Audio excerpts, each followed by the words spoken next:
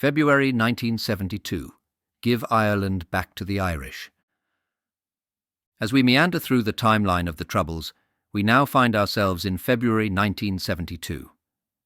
It was a month where we continued to see violence on the streets of Northern Ireland and a whole host of political developments to document. Looking around at what was happening worldwide in February 1972, an interesting point of note was that Paul McCartney and his band Wings released a new single that month, and you'll never guess the title of the track, none other than Give Ireland Back to the Irish. Talk about a divisive title. It was written by McCartney and his wife Linda in response to the events of Bloody Sunday.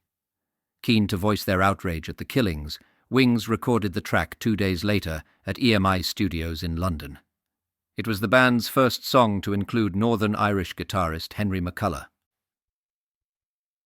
The song was banned from broadcast in the UK by the BBC and other organisations, as well as being overlooked by the majority of radio programmers in the United States.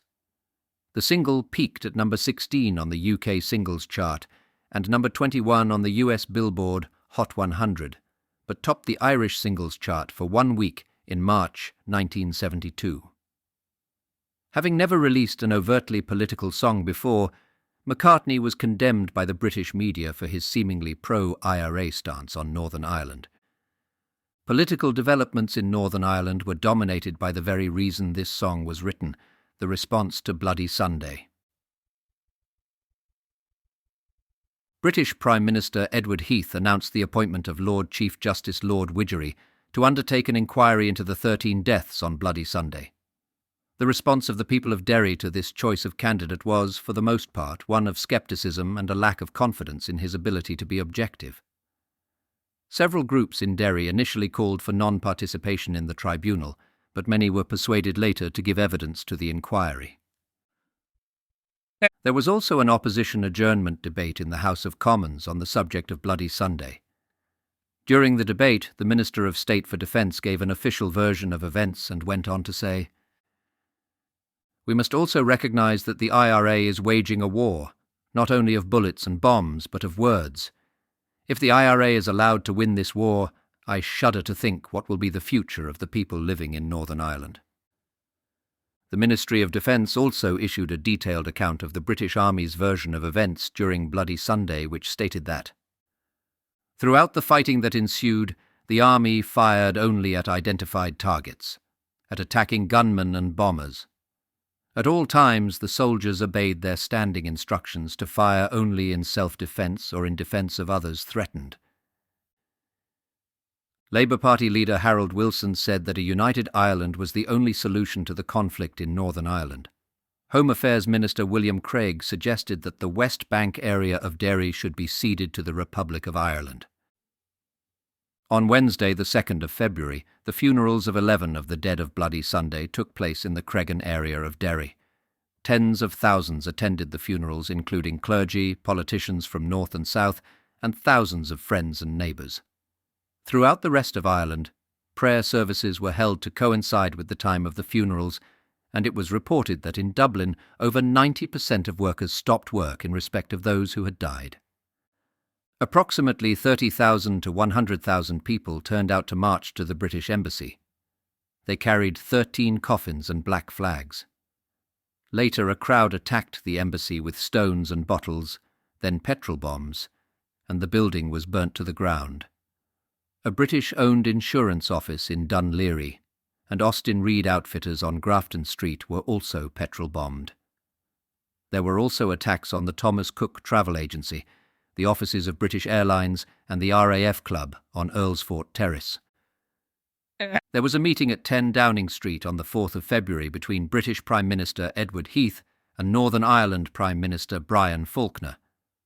During the meeting, they discussed their concerns around the Civil Rights March planned for the 6th of February, the aftermath of the Derry disorders, and the attitude of the UK government. On the 6th of February, the planned Civil Rights March in Newry went ahead. The march attracted well over 100,000 participants from all over Ireland and the world. At the front line of the march, NYCRA treasurer Anne Hope could be seen still bearing the wounds on her head she received the previous week on the Derry March. Beside her were Jimmy Dorris, M. Davison, Hugh Logue, Margot Collins, and Stormont MP Paddy O'Hanlon. William Craig, who had been Northern Ireland's Minister for Home Affairs, launched the Ulster Vanguard on the 9th of February. It was an umbrella movement for the right wing of unionism, with the aim to stop power sharing with Irish nationalist parties. The new group held a series of demonstrations and marches over the next few months. These demonstrations intensified when Stormont was replaced and direct rule introduced. On the same day, a report was published by a committee headed by Lord Parker on the methods used by the security forces to interrogate those who had been interned. The methods that were used were like something from a movie.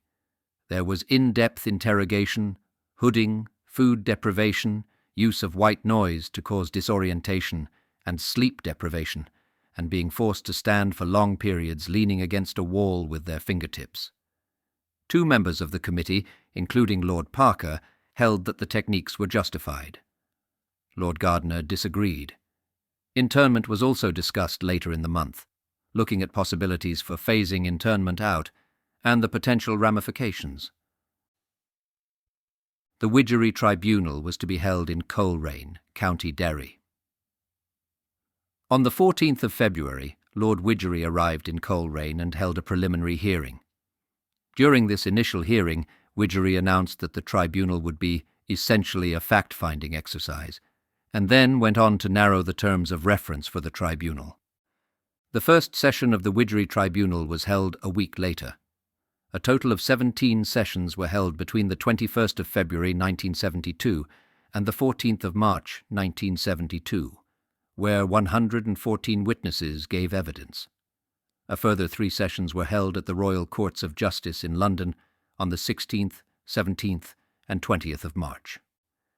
Shootings in February 1972.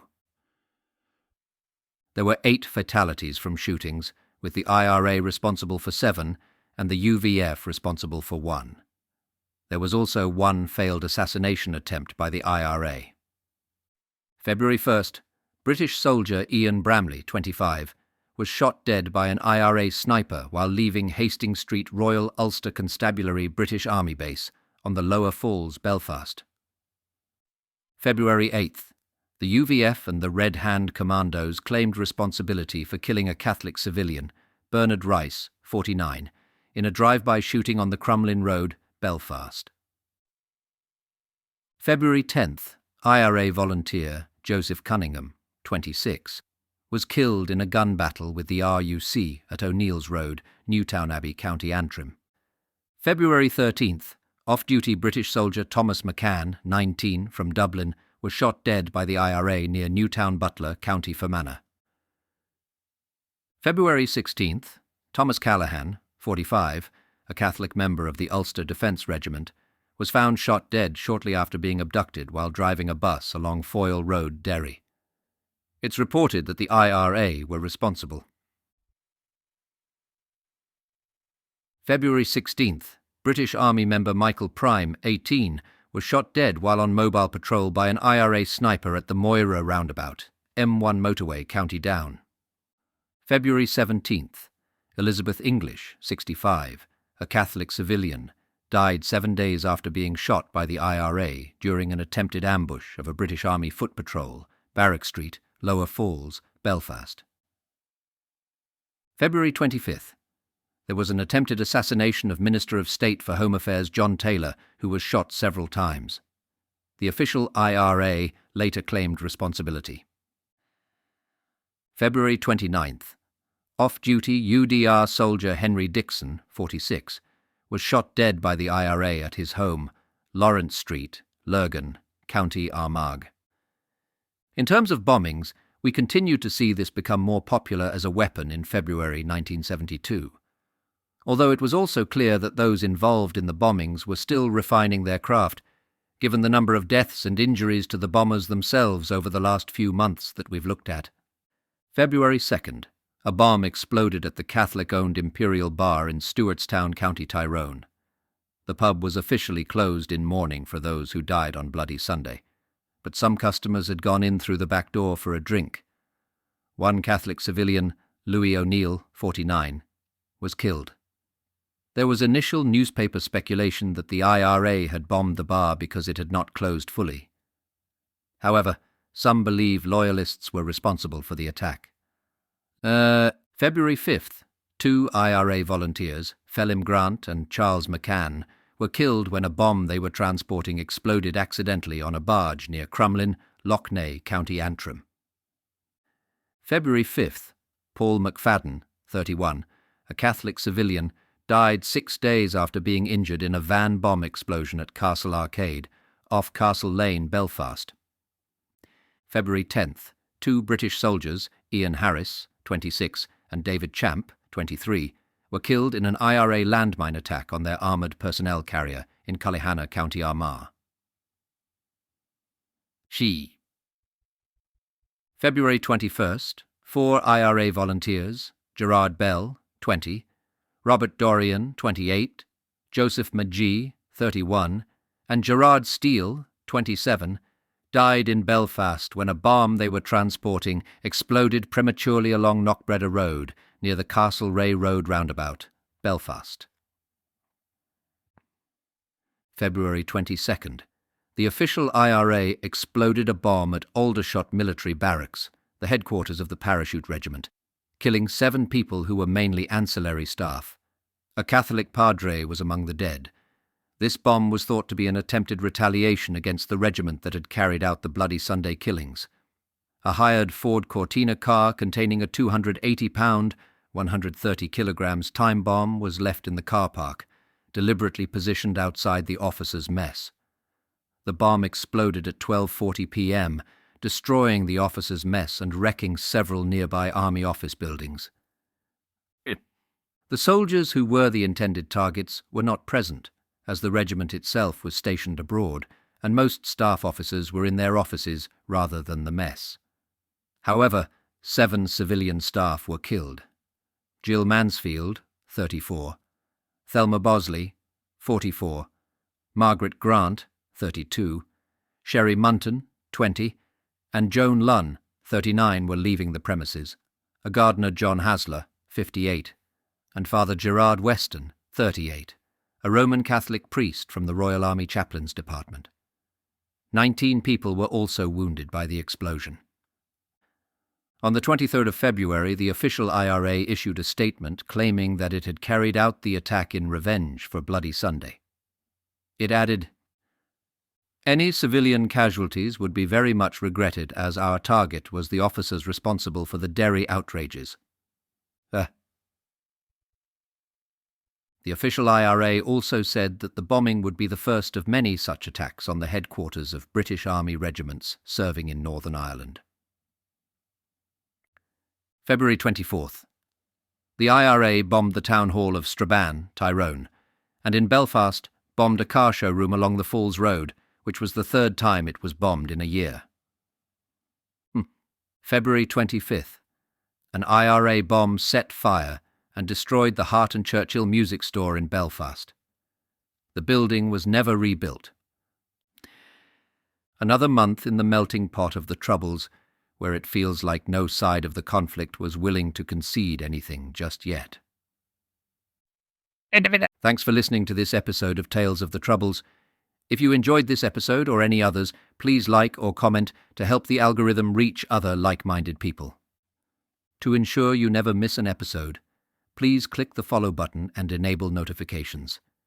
If you have family or friends who would also like this podcast, please share. Stay tuned for our next episode, where we take a closer look at March 1972.